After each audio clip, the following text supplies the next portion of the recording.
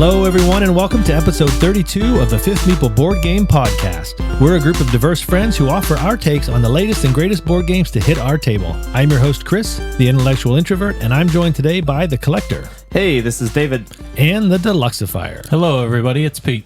Unfortunately, Daniela can't be with us. She's under the weather today, but we're going to try to hold the show down. Daniela, get well soon. Today, we talk about two powerhouse board games, both ranked in the top 10 on BGG. We'll start by being a little bit cagey, arranging aquariums, relocating reptiles, and satisfying sponsors in the zoologically zesty Ark Nova. Then, we blast off to our cosmic counterpart, readying the red planet for human habitation as we try our hand at Terraforming Mars. And finally, because we just can't help ourselves, we'll decide who gets tagged as the winner as we pit these games against each other in our ultimate showdown, the Battle of the Funnest. But before we launch into our discussion, David, what's our topic of discussion for today? This is going to be a fun topic. It's actually multiple choice, so get ready. Maybe get your pens out, list it down. But what type of gamer do you not like playing with? And the reason why we're doing this is because there was a thing on Dice Tower. They were doing a tournament of like 32 types of gamers. And so we're just going to do a little variety of that because I thought it would be fun. So what type of gamer do you not like playing with? Number one, AP. So a gamer that has too much AP or analysis paralysis, for those of you who don't know what that means. Number two, BO, body odor. Do you not like playing with that gamer? Number three, the sore loser or winner. They just either, they just can't take the loss, or when they win, they just always, are just sore about that too, and just not a great winner. And number four, the turn taker backer. The person who's always doing a turn and then, I need to take all that back. And they go, 15 minutes in the past so that they can adjust something. But what type of gamer do you most not like playing with out of these? Maybe you can even rank them if you want. But I was going to say we can only pick one. Yeah. Or if you want to give a rank, five was going to be all of them. Yeah, I can make a case for most of these. The sore loser, I think, would be at the bottom of my list with respect to I can deal with that. If someone wants to be a sore loser, then maybe I'll just make it worse for them, right? Hey, if you're going to be there, I'll make it even worse for you.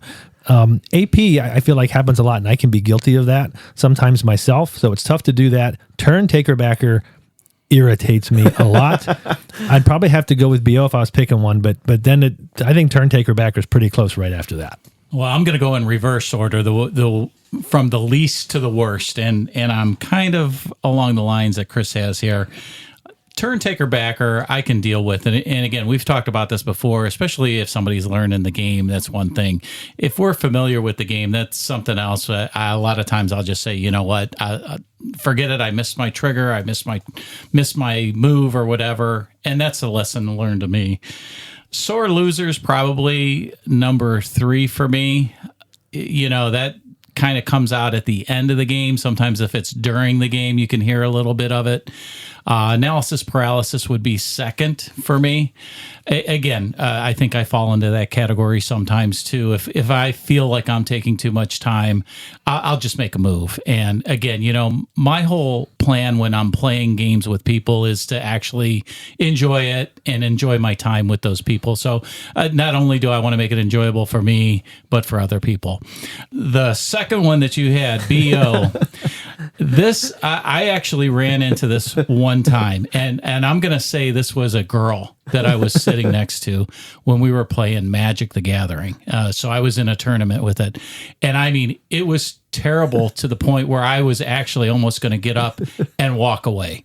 It was really that bad. And the other things I could live with, that was really tough. So that's my order for whoever that girl was. Please, I hope, you take hygiene important. It is important. I think it's important in everything you do. So those are my takes on it, from firsthand experience. David, how did you rank these things? I mean, I am definitely going to have to agree with Pete. BO is like my top one. I just can't even play the game. I just want to leave the table. I don't know a polite way to get out of there either. But yes, that is my number one, especially at like a convention. You notice this quite a bit. And if we're sitting at a table and somebody, I'm like, I'm going to leave. Like, I don't even really want to play this game anymore. But my second one's probably AP. Then I would go number three, probably the turn taker backer. And then the fourth one, the sore loser, winner.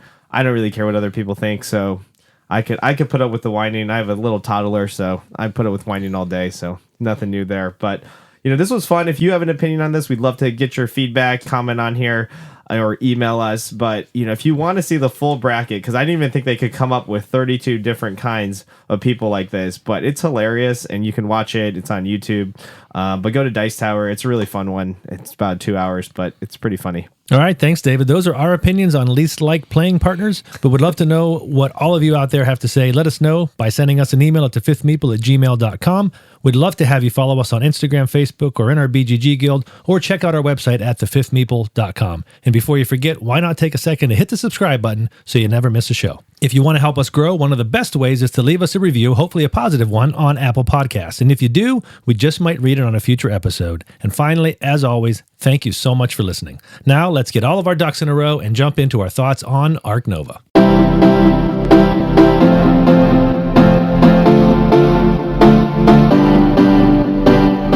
Ark Nova is a 1 to 4 player hand management, set collection, and tile placement game that has you building enclosures, accommodating animals, and supporting conservation projects in a quest to establish the most successful zoological establishment. So, you're building and running a zoo. On your turn, you can take one of 5 actions. The cards action allows you to add zoo cards to your hand. These cards may be animals, sponsors, or conservation projects, which can then be played on later turns. The build action allows you to add enclosures, kiosks, and pavilions to your zoo in the form of multi-hex polyominoes, providing places to house animals or ways to supplement your income. The animals action allows you to place animals from your hand into your zoo. The association action is a worker placement mechanism, assigning associates to reap benefits, play cards, and so on. And the sponsors action allows you to play 1 or more sponsor cards, which can provide you a variety of immediate or continuous benefits. The power of each of these actions depends on their position at your player board, which changes each time you take an action. Many of these actions have prerequisites associated with them, which may include paying money or having a certain number of specific tags present on cards and other tokens in your zoo. Some actions and other events allow you to move up on either the conservation track, the appeal track, or both.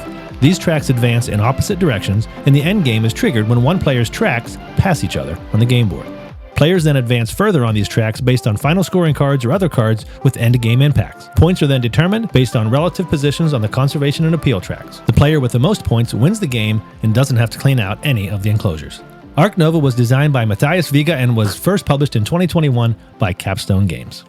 All right, guys, so let's go to the zoo. What do you guys think about Ark Nova? Well, first of all, it's very, very thematic. You mentioned before in the introduction that you're building a zoo, and that theme really does come through for me when you're doing that. You have an area, you got to build out the enclosures, you got to put those creatures in there.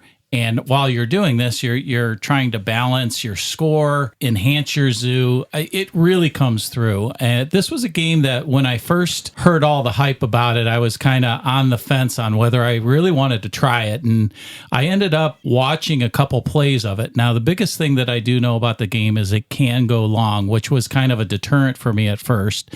But I did bite the bullet. It was shortly after COVID hit. And, I was looking for a good game that I could play by myself, and this was one that actually plays fairly well by yourself as you're building out your zoo, and I actually really enjoyed it. I have not bought the expansion for it yet, but I really do enjoy the theme. I revisited as we, played the game a couple times in order to do these previews, and it reminded me how much I really did enjoy the game. So thematically, I think it's very, very good.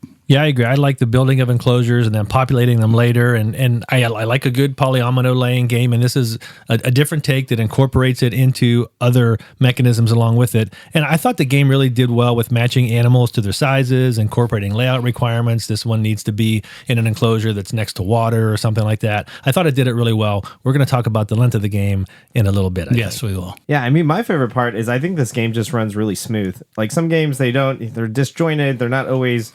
you don't always know what you're doing. And for whatever reason, when I play this game, I just think it's really smooth. I think the layout and the action, they call it the action queuing or the action selection process. I really like that mechanism in this game.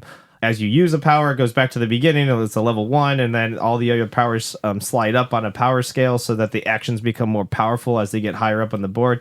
So, determining when you want to actually play those, is always an interesting choice. But I feel like teaching somebody this game, there's not a lot to teach, but there's a lot of strategy that goes out, with when you do stuff timing wise. But I feel like the overall smoothness of the game is really, really nice.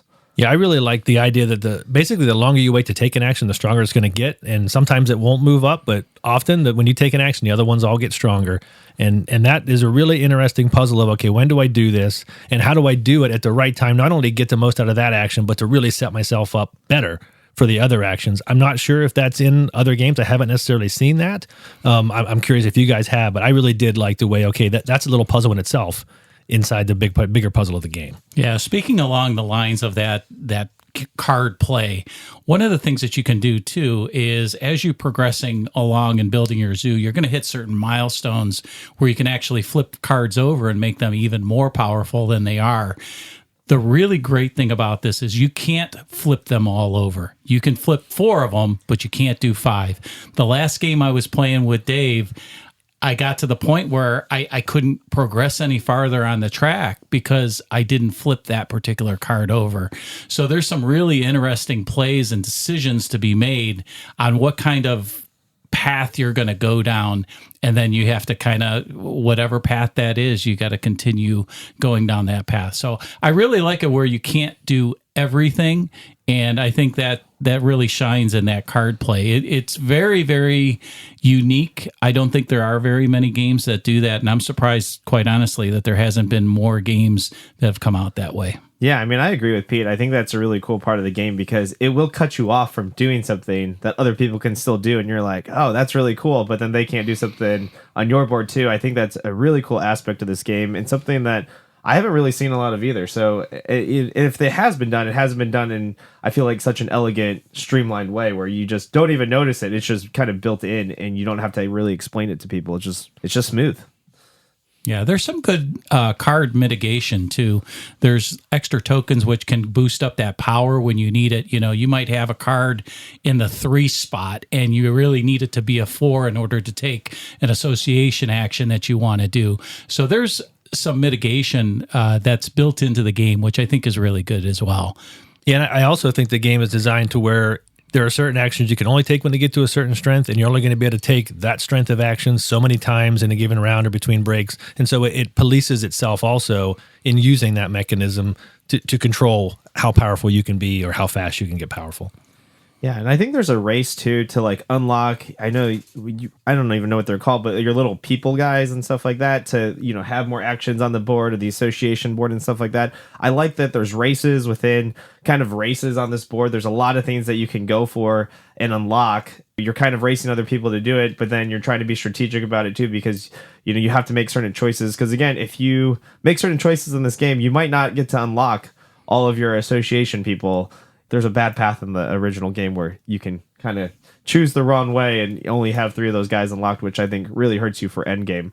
But yeah, really, really cool. I want to get your take on the coffee break because that's part of the game too, where as you're taking some actions, there's a coffee break action, which moves that tracker up. And once somebody triggers that, then you do kind of like a mini scoring session where you get to gather income, you get to maybe score on some tracks. I'd like to see what you guys think about that. I have my own opinion, but I wanted to kind of hear what you think about it. I think it's a part of the game where as you get to know this game more, you can utilize it as an offensive weapon almost, where other people are just doing it nonchalantly, but you can really kind of push and dictate the pace of the game by how that coffee break actually moves. And I think there's like a kind of like a meta maybe that's hidden in that. As you play it more, you get to know the rhythm of when that's going to occur because sometimes you want to do stuff because once that coffee break hits, you're getting paid more on appeal, you're getting paid more on all this other stuff on kind of how it sequences out the end round, in between the rounds. And so to me, there's a lot hidden there that I think if you play this game only a couple times, you won't necessarily see, but I think experienced players will be playing this like kind of coffee break game on the other side to kind of push and pull. That's kind of unseen behind the scenes. Yeah, and I wanted to get your take because I actually think that's a really great mechanic because being able to trigger something and maybe get somebody with a handful of cards because last game I was playing, Dave, I know you're probably listening out there, but we were playing and he had, a grip full of 6 or 7 cards and he did not have that extra, bonus where he can retain 5 cards, because throughout that turn you can have more than your maximum number of cards, but when you hit that coffee break you got to discard down, and that's can be very challenging too. You also, whoever triggers that gets an extra bonus, so that again, when I talked about that mitigation where you can kind of bump up the power of your card, I forget exactly what it's called, and also just being able to trigger that. And then that sends it into another round, and everybody, cards shift down. So if somebody's looking for something at a particular time, I think there's a lot of gameplay in there. And David, I think you called upon it. And this again is one of these games. I think as you're playing it, you're just having fun because you're building a zoo, and you got the koala bears that you want to put in, and you're all excited about that. And it's easy to miss the game part of the play on this, which I think is really, really good.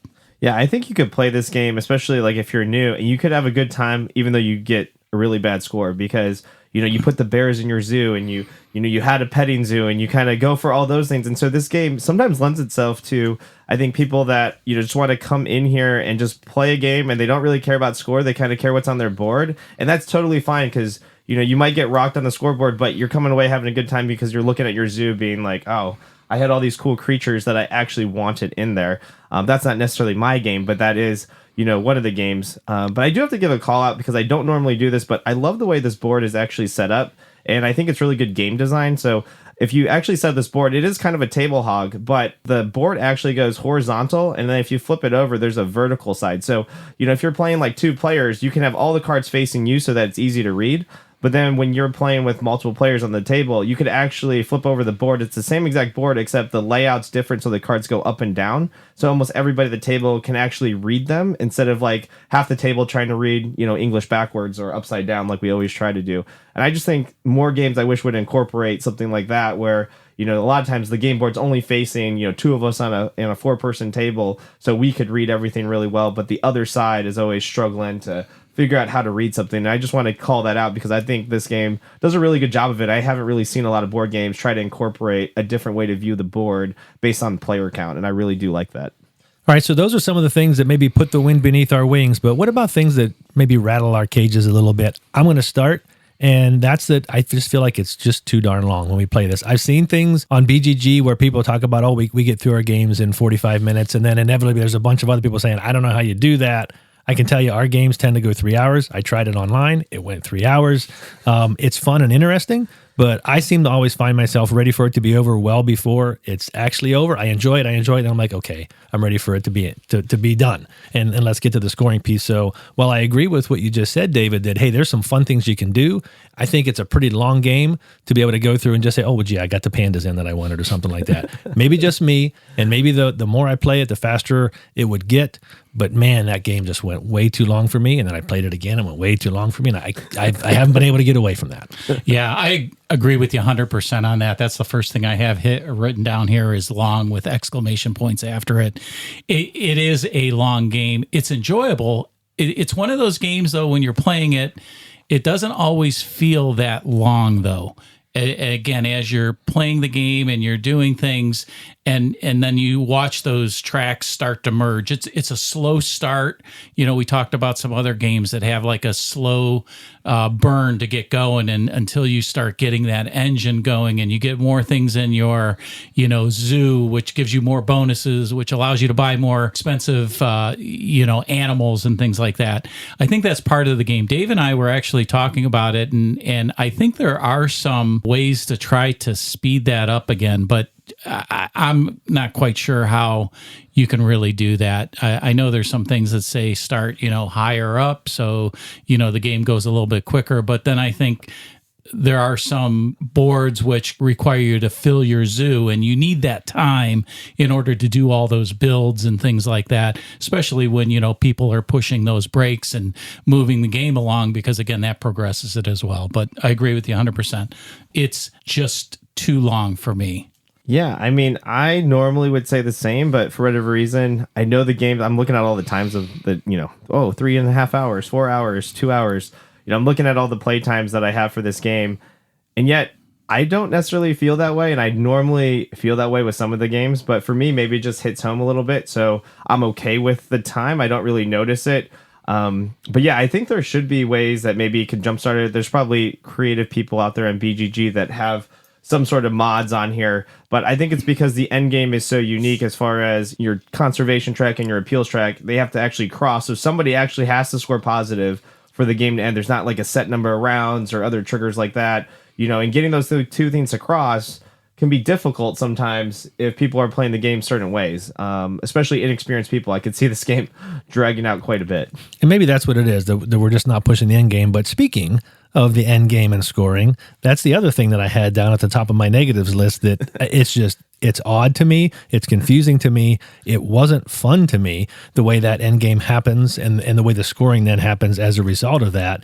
And I felt like a clever move, or maybe conversely a misstep, could negate what ends up being 3 hours worth of good play, and then you don't make the right move at the end and somebody else does, and all of a sudden it just feels like it's all for naught. I looked at the first time that I played this game, there was a 14-point gap between first and second, then a 12-point gap, then a 26-point gap, and that last person was at like negative 22 or something. and I don't think they played horribly, but it was just, man, they didn't set themselves up for that end game. I remember that game especially because it was you that kind of pulled that off, and then were able to really push it. I'm like, man, I needed one more turn, and that would be me. But I mistimed it, and all of a sudden it's just shot. I did not like the way that played out. And again, playing additional times, I'm never happy with the way that end game happens. Yeah, that unique scoring, the way that those cross, and then you're kind of figuring out what the difference is. You want that conservation track to be farther back and your zoo farther up. And it is just odd. Again, it's not great. I agree with you there. My gripe is really two things, and they're kind of together. There is a lot of iconography in this game, and I wouldn't be too upset about having all that iconography, but it's all over the place in the rule books.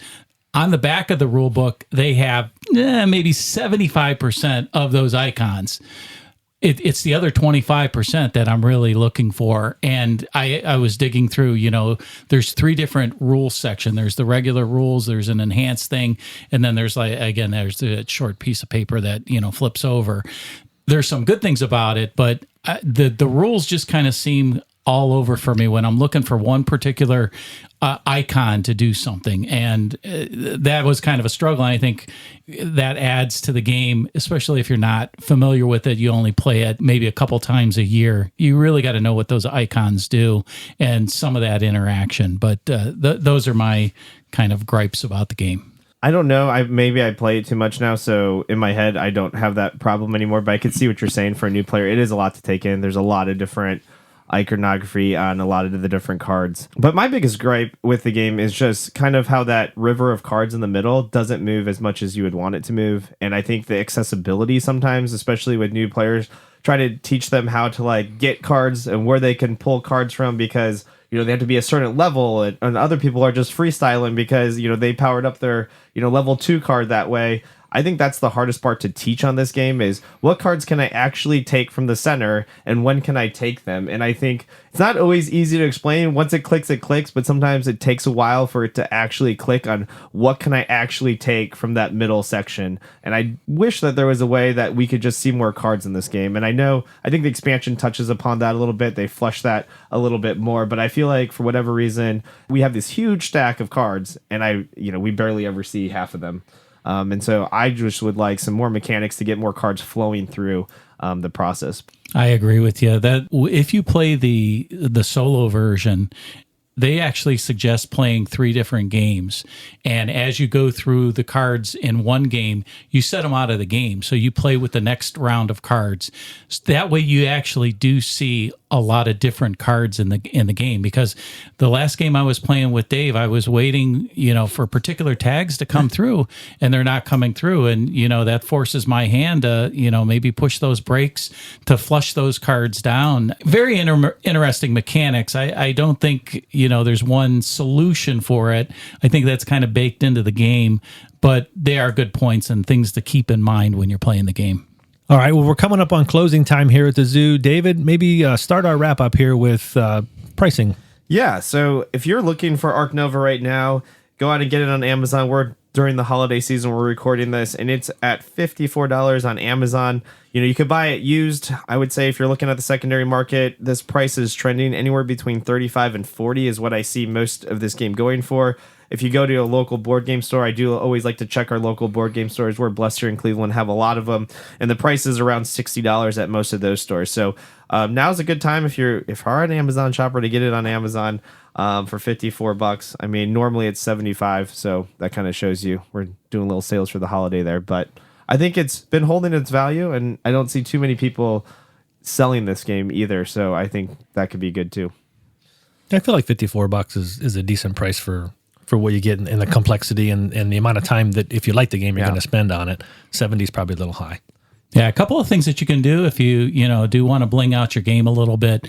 I do know some people get little animals. They go to like a kid's store or whatever and just pick up little animals. Because normally when you fill your zoo, you flip it over and thematically, get your giraffe and you put it in that area. It really can bring out that theme if you really want to do that. The other thing that I play with, I know David, when I first introduced this game to you, you came over to my house the first time, we played with the iron clay. And I think the coins are really integral in the game too, because you are buying and selling a lot of items, and it just makes it that much easier to play the game. At least for me, picking up coins, I just dislike cardboard coins. I just dislike them. I can't tell you how much I dislike You're them. so spoiled.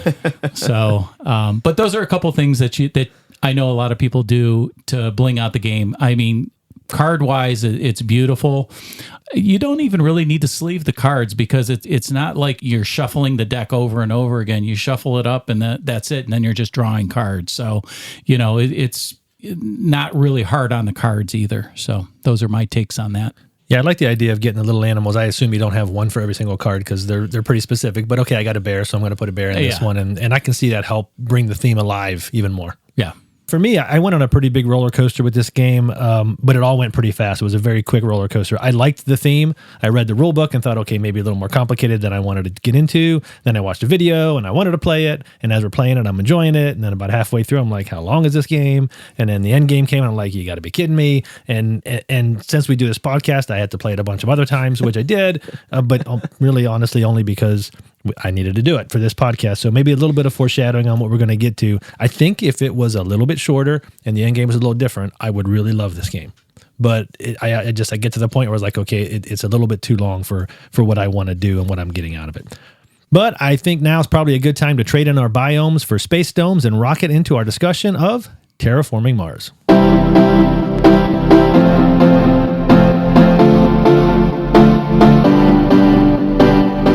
Terraforming Mars is a 1 to 5 player hand management, set collection, and tile placement game set 400 years in the future. You represent one of many corporations taking on the task of making the red planet habitable, increasing the planet's temperature, oxygen content, and ocean coverage, and lining your pockets in the process. The game takes place over a series of rounds called Generations, each of which starts with the opportunity to purchase new cards to expand your hand. During the action phase, players take turns performing 1 or 2 actions, which may include playing or activating a card, paying the cost, and reaping the benefit, claiming a milestone, or funding an award, both of which offer game end points, placing city, greenery, ocean, or other tiles on the planet, increasing the oxygen level or temperature, and a few other actions that may boost your production or cash reserves. Once everyone is passed, a production phase occurs, increasing your money and other resources before the next generation begins. When the planet's temperature, oxygen level, and ocean coverage have all maxed out, the game ends at the completion of that generation, with one final production phase and a last opportunity to turn the red planet just a little bit greener. Players then increase their point totals based on cards they've put into play, tiles they've placed on the map, and milestones or awards that they've earned. The player with the most points wins the game and becomes the happiest person on planet Mars. Terraforming Mars was designed by Jacob Frixelius and was first published in 2016 by Frix Games. All right, guys, here we are on Mars. What do you think of the red planet here? I'll start. I like the shared board. You can feed off of what other people are doing, maybe force them into hard decisions about where they have to go and give you points in order to get themselves points. You also have the race aspect, whether it's claiming a milestone or just claiming a particular spot on that map. And that's something that we just talked about Ark Nova. You don't really have a shared board. Maybe you're trying to grab a card before someone else does. But here, you're looking for those prime spots or to put yourself in a spot that makes someone else really have to think about how they want to approach things because of how you've positioned yourself on the map. And I like that compared to Ark Nova especially. Yeah, I like that there's on your turn you have up to 2 actions, and as long as you take an action and you can go on to the next person, or you can take 2 actions and pass it along. Once you get to the point, and you will after maybe 4 or 5 actions, if you're lucky, you might get that many, then you have to do pretty much a hard pass, which means you're kind of out on the round, and then you're waiting for the other people to finish their turns as well. And once you do that, then you start that generation where you go up on, you get more money and you're drawing cards and building your hand. That's one of the things I do like about it. When it comes to your turn, you have a few cards in your hand, you're going to make a decision. And I don't get too caught up in the analysis paralysis. We talk about that a lot in some of the games, where this is one where I have a couple decisions and I'm going to pick the best one that I have in my hand or play a card and move on and see what else everybody else does.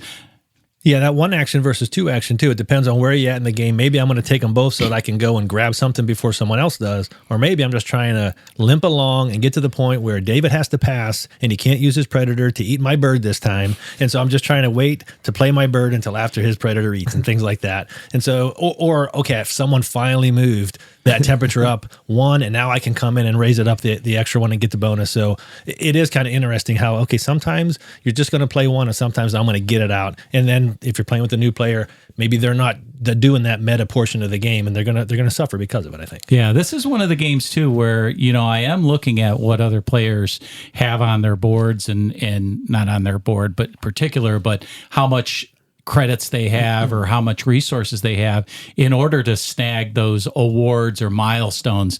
Because a lot of times I'm looking at it, and again, you hear us all the time, you're looking at the board, but don't look where you want to go. This is one of those games, again, where I'm looking around and I'm like, man, if he doesn't see that, I'm going to snag that. And of course, Dave will lay down that milestone. I'm like, oh, kills you.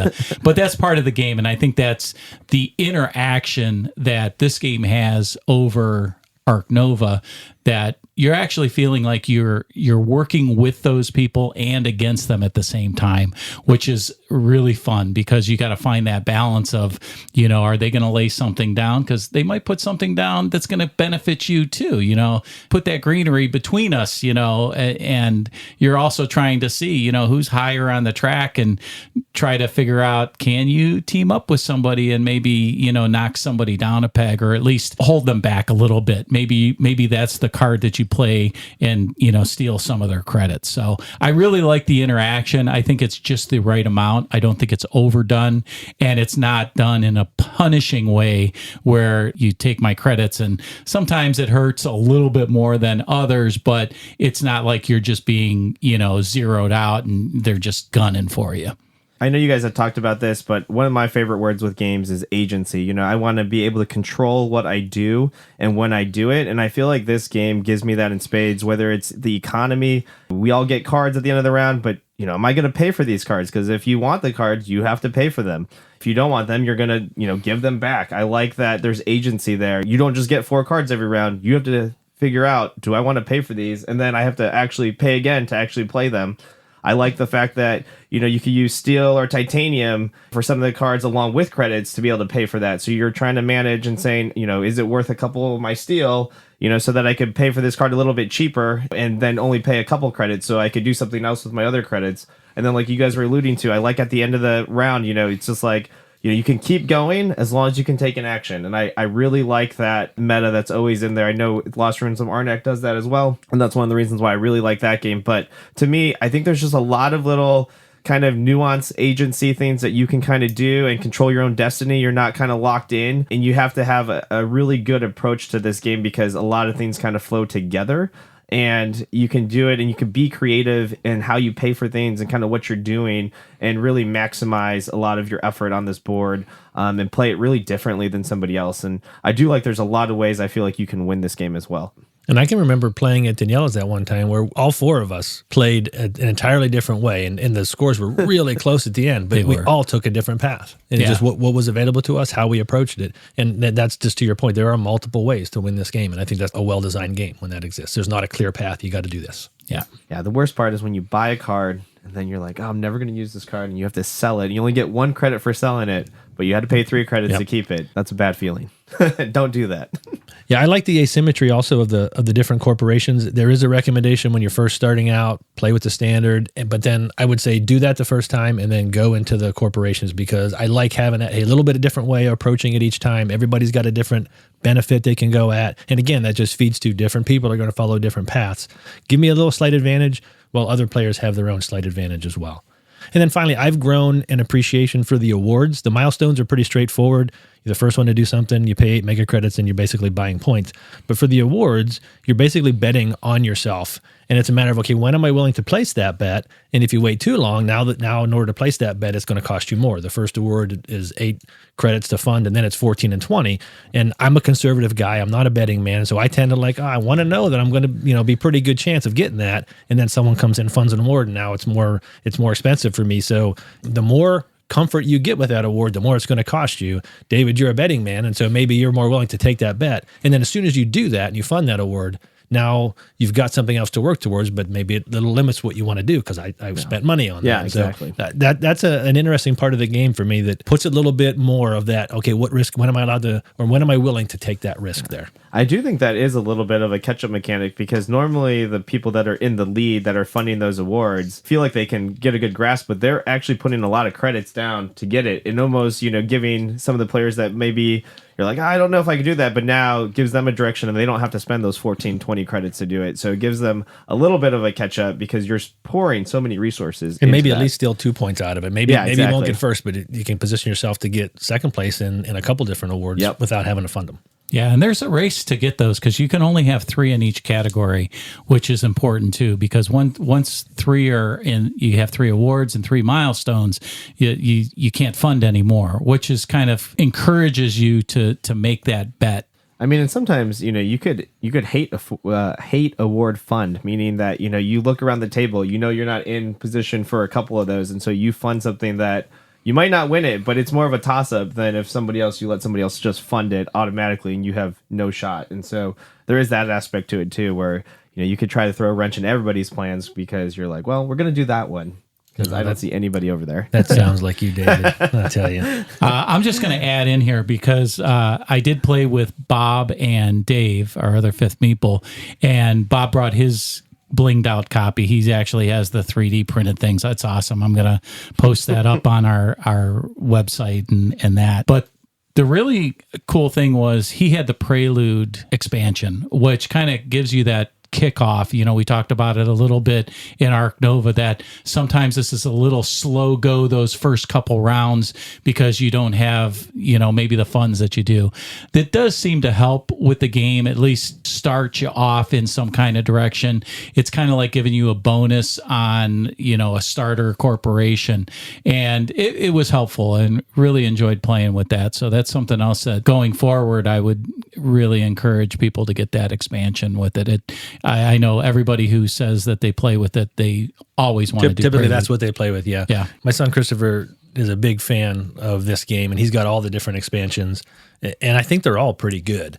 Again, there's one expansion that's just 2 different boards, but it's okay. Another way to experience this. Things aren't always going the same way, and all of those expansions. Again, he's got them all. He likes the game a lot. Yeah, and they all add something to the game. But I agree that typically, if you see someone saying, "Well, which one should I get first?" Get the Preludes, and then a lot of people say, "Yeah, I don't want to play ever without them." All right, what about the things that maybe make you turn red about this game? Oh, player boards, please. Please. You took mine out of my mouth. Yeah. Player boards. The standard player board to come, again, is just a piece of cardboard. It's really not even a board. And when you're placing your markers on there, you put these little metal cubes to indicate what your score is. You can breathe hard on it and move those cubes around, and then you're trying to remember what they are. I know Bob and Chris, I know you printed out a 3D board to help keep that in place. And that is very helpful. And again, if you're going to enjoy the game, get some kind of player board for it. It's almost painful to play without it. It really is, because just the slightest bump of the table, you go to reach for a card and your elbow touches something. Right, and you're constantly doing things on your player board. You're constantly reaching over them to get to there. And you can get official Terraforming Mars double layer boards, but again, I don't think you should have to do that. You can print your own, and that's what we did, because, it doesn't take much to move something from your production being 8 to your production being 3. And then as soon as you bump, you're like, well, where exactly was it? And that's happening all the time. One of the things that I think could be done better in this game, the cards aren't phased. There's a giant deck of cards, and they just come out whenever they come out. And sometimes that's okay, you get the right cards, but a lot of times you're getting a card, you're like, why am I getting this now? It's an older game, and so maybe it's showing its age a little bit there, but there's a lot of newer games that do the same thing, and I think that's a shame. I look at a game like Underwater Cities, where in that case, the game is played in 3 eras, and there's a deck for era 1, there's a deck for era 2, and they're designed to where, okay, these cards are going to come out at a time that they make sense, as opposed to getting a Pets card in Terraforming Mars on the last generation where it's not going to do any good, or this giant meteor that costs you 35 mega credits that you can't use in the first round. It's like, I'm getting these cards, and half of them I can't use that, or it's late in the game, and okay, this card only works when oxygen is less than 2% or something. Okay, can't play that card. And that's a little frustrating to me that, okay, that's just part of the game, but it doesn't have to be. Yeah, I agree with you. Each card is unique in the game, which is really cool, that there are really no duplicates on it, I don't think. And I agree with you 100%. You get those first 4 cards, and it's like, all right, need 12% oxygen. Well, I'm not going to be using that. To me, it's a dead card. It's like I got to pitch it. If they did have, the different eras, I think that would be a really great introduction to the game. Yeah, I know you're going to, maybe it's because we just played Ark Nova, and I like Ark Nova, but I do feel like sometimes this game, I know when we play at a higher player count, I do feel like it tends to end fast sometimes, and I don't know if that's just, I actually like playing this game at a lower player count normally because I get to do more things. I think sometimes when we've been playing it now at a higher player count, those tracks that end this game, they're moving, and they're moving pretty fast. And if you have, a player at the table that they just want to push that's all they're doing is pushing that. And I know why they're doing it, but it's frustrating for me, and maybe that's because I like the engine that Ark Nova lets you do. Yes, it does go a little long, but even though we're playing a 2-hour Terraforming Mars game, sometimes I think it's short. I'm like, I didn't really get to do what I wanted to do. I had these cards. I didn't get to play them, especially some of the more powerful cards that are hard to get out to the table.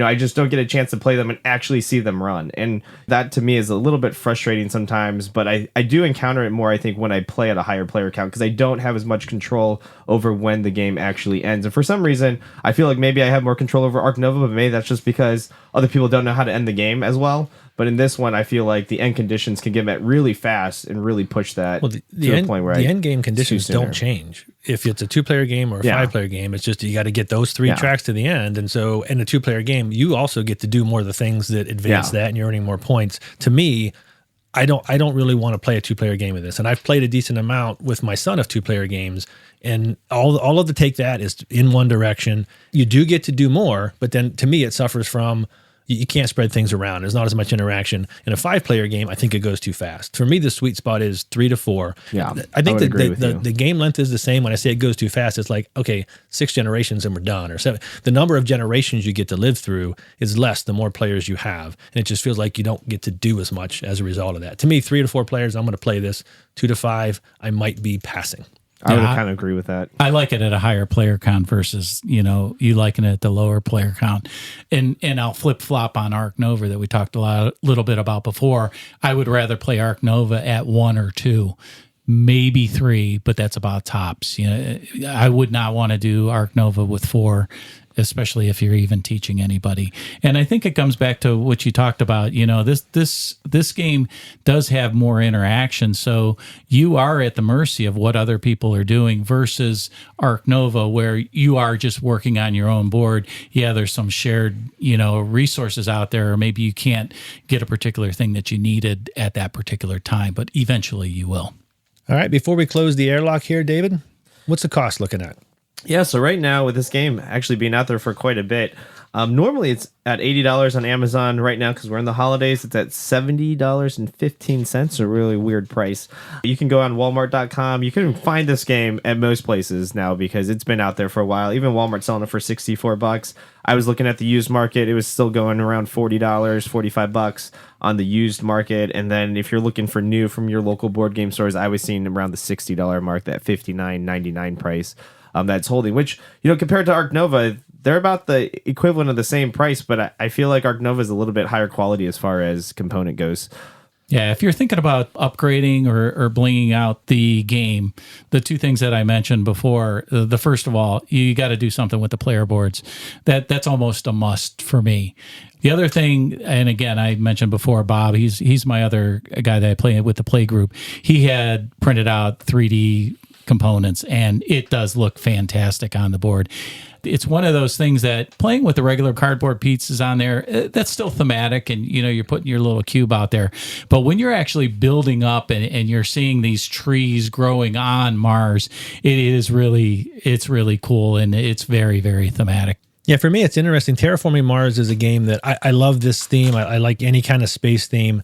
But this is a game that I played early when I was first learning games, and it was way too heavy for me then. My son, I mentioned, really liked it. I'd play with him because he really loves this game, but I didn't really enjoy it because I didn't understand it enough to make things work. And when we said we were going to do it for this podcast, it's like, okay, I'm going to be playing this game a lot. We played it that first time. Now that I have more experience on how to use those mechanisms, but also at a higher player count. And right away I was like, oh my gosh, this game is excellent. I've been avoiding it like the plague, and I'm enjoying it. And I had purchased an online game or the game for my computer, thinking, okay, sometime I'm going to learn to play the solo. Now that we started playing this, I'm playing that all the time against the AIs, and I just fell in love with this game, on a game that I had already written off because I played it too early and at a player count that didn't speak to me. I played it at the right count and at the right time. And now I just enjoy the heck out of this game. So I thought it was an interesting path that I followed on this. But I think I'm here in an air leak, so it's probably a good time to head back to Earth and touch down at today's Battle of the Funnest.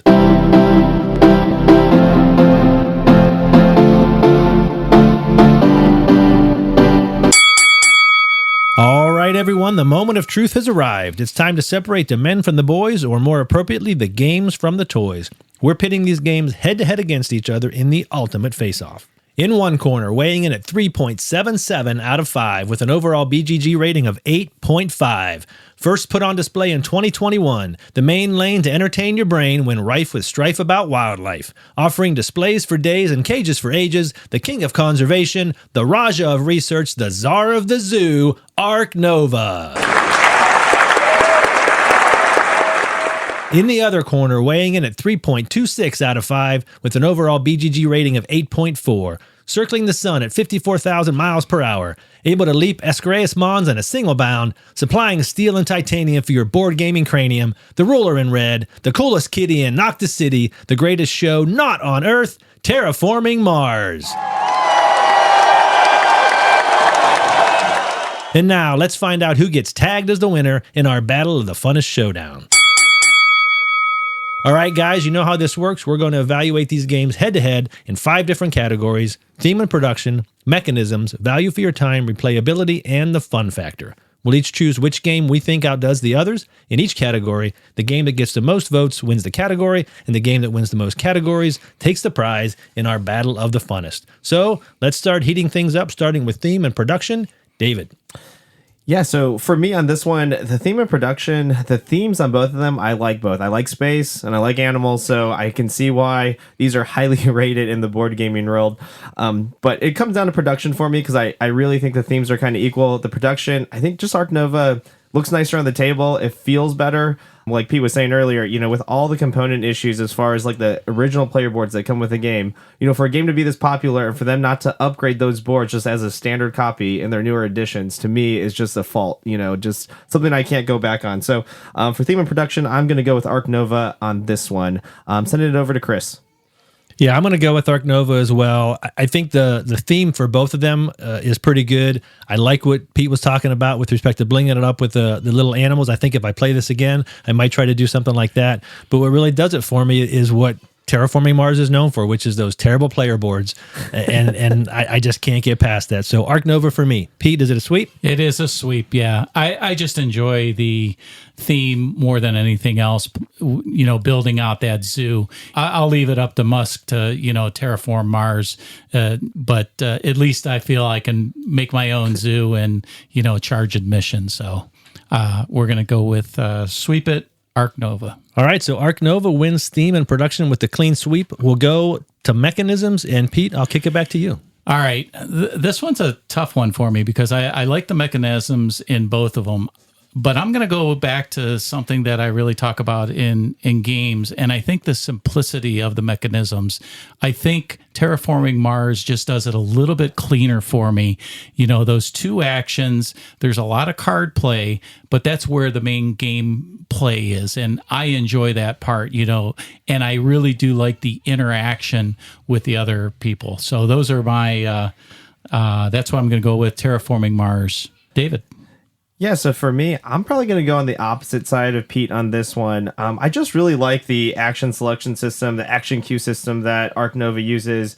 I wish more games actually incorporated something like this. I like, the flow of just, taking a power, using it, moving it down. There's 5 cards. I just really like that basic action that I always get to do, picking one of those things, and just how simplistic that is and just how smooth it is to teach. And I just really like it. So I'm going to go with Ark Nova on that one. Going over to Chris. Yeah, I agree with what you said with respect to the card play. I really do like that mechanism. I mentioned it before. I'm still going to go with Terraforming Mars. I think it doesn't have any complexity that it doesn't need, and it does well what it does. Beyond that, I got no other reason other than it just feels right. So I'm going with Terraforming Mars. Terraforming Mars is the winner in that one. We'll go to value for your time. I'll start because I already played my hand on this one. I feel like Ark Nova is just a little too long. I came into our more recent plays at Terraforming Mars thinking that Terraforming Mars was going to be a super long game, and it hasn't been. It's been an hour and a half to 2 hours pretty much every game we've played. And again, when I'm playing Ark Nova, I get about a half to 2/3 of the way through, and I'm ready for it to be over. So for that, I'm going with Terraforming Mars. We'll see where everybody else sits. I'll go to David. Yeah, so value for my time, I'm probably also going to go with Terraforming Mars. I have a lot of games to play nowadays with a big collection, and so, to me, sometimes that is a factor. I do get more gameplays out of this, and, sometimes the more gameplays you get, that's good for it. So value for my time, I do like what I get for the amount of time I spend on it, even though I do like Ark Nova. It's just kind of like the thing when you go to Thanksgiving, you're going with Ark Nova, just a nice comfort food. I know what I'm getting into. I know what I want to do. And when I'm in that mood, it's really great. But most of the time, I want something quicker. Going over to Pete. Yeah, we're going to sweep it. You guys said everything that I was going to say. There's nothing more to say. Ark Nova is just a little too long. Again, if they could trim that down, maybe have a Ark Nova 2.0 with a more condensed version, I think that would be fabulous. But value for the time, Terraforming Mars hits the table. I agree with you, though, David. If you're in the mood for a very thematic, longer game and you just want to sit down and, maybe spend that whole evening playing, Ark Nova is a great selection. All right, but Terraforming Mars takes value for your time and takes a 2-1 lead in our Battle of the Funnest. Now let's go to replayability. I'll kick it to Pete. This one's a tough one because, out of the box, and that's what I'm going to go with, not going into expansions. I think out of the box, Ark Nova just has way more replay value. Just the sheer number of cards, the different player boards that you get with the game, we didn't even really go into it, but you have your zoo. There's different cards. You flip them over and it gives you a different, starting point. I just think there's more in the core box. Now, if if we go into expansions and things like that, then it's going to be maybe more of a toss up. But I'm just going to stick with Ark Nova for replayability straight out of the box. I am going to go to Chris. Yeah, I'm there with you, Pete. Ark Nova, I think, again, straight out of the box, it does feel like it can be a totally different game every time you play it. Not that Terraforming Mars doesn't have a lot of replayability. I can see myself playing this game a lot, but I also see myself as I play it, while I can go in a number of different directions, I'm not having a whole new experience every time. It's just I'm enjoying the same experience. Not that it's not good. I just feel like Ark Nova probably has a little more difference from play to play, but we'll see if David agrees with that or disagrees. I must be drinking the other side of the, Kool-Aid or something, because I'm actually going to go Terraforming Mars on this one. Maybe I should just play Ark Nova a lot, but I feel like there are set openings now that I have when I play Ark Nova, where when I play Terraforming Mars, because the cards are drafted or it's randomly distributed, I'm playing, normally different off the bat and, going up different ways to win. In Ark Nova, I'm not saying there's not different ways, but you control where you want to build those ways. There's not like a decision necessarily that you have to make because of the cards you got. You're always getting to choose, which 4 am I upgrading out of the 5. And I feel like I played it so much and I played around with those variations that I feel like there is a set way that's a little bit better than other ways. And so for that reason, I do have to give replayability, at least for the base game, to Terraforming Mars. All right, but still Ark Nova, despite David's vote, takes that category. We are at 2-2 on categories. We are also tied 6-6 on votes, but it'll be interesting to see. It all comes down to the fun factor. I will also say that Daniela isn't here with us today. Again, she's feeling under the weather. She did, though, send to me what her picks would have been if she was voting today, and she has nailed every single one of the first 4 categories that we ultimately landed on. But we'll go to the fun factor, and David, I'm going to kick it to you to start. Yeah, this was really hard. I know Chris had talked earlier in the episode about him coming and playing Terraforming Mars maybe too early in his career, and then as he got progressively into it, he learned more mechanics. I kind of actually feel the same way. Terraforming Mars is one of the first more complex board games that I was introduced to, and maybe I had a bad teacher because I was super turned off to Terraforming Mars to start with. And I actually didn't want to go back and play it, kind of just like Chris. Going back and playing it, I can see why a lot of people really like this game now. I think I'm at that point where, I think I just had a bad teacher. No offense to that person if you're listening. But when I think about both of these games next to each other, which game do I want to play more? I still go to Ark Nova. So I don't know why, but even though Terraforming Mars has come way up off of my list, it might even be in my top 50 now, Ark Nova still holds a special spot for me. And so I'm just going to go that way. It's the first game I actually ever played solo. So I played with a bot. So do have a special experience with that. But I'm going to go over to Chris next. All right. Well, I'm going to tie it up. I'm going to go with Terraforming Mars. It's not that I don't think Ark Nova was fun. I just, when something takes as long as that did, and I get to the point where, okay, the last third of it, I'm ready for it to be over. That to me is no longer fun at that point. And so I'm going to go with Terraforming Mars primarily for that reason only, which means it all comes down to Pete's final vote. Fun factor, Pete, Ark Nova or Terraforming Mars? The whole show falls to this moment for you. Yeah. My answer is really going to be, when I'm playing with people, I want that interaction, and I'm going to get that interaction from Terraforming Mars. I do enjoy Ark Nova, and quite honestly, I had them both checked on my boxes here, and you can't do that. It was going back and forth, back and forth, and really, what it comes down to is, what do I have more fun doing? And I would rather play Terraforming Mars versus Ark Nova, given the same player counts. I think I would, given that decision. Now, again, if I want to, have that experience of building a zoo, I would go that route. But for the most part, having fun, Terraforming Mars is going to take it for me. So Terraforming Mars takes the fun factor. By the way, Daniela had that one as well, so she nailed it 5 for 5. And that'll wrap it up with the score of 3-2. Terraforming Mars rockets to victory and wins today's Battle of the Funnest.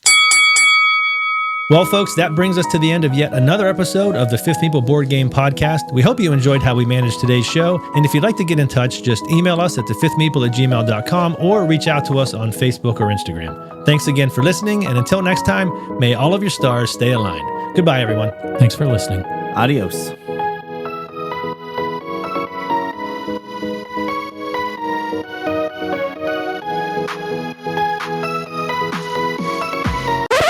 Ark Nova was designed by Matthias Vig. Matthias Wiggy? Matthias? You know, where, you know, as I feel better now.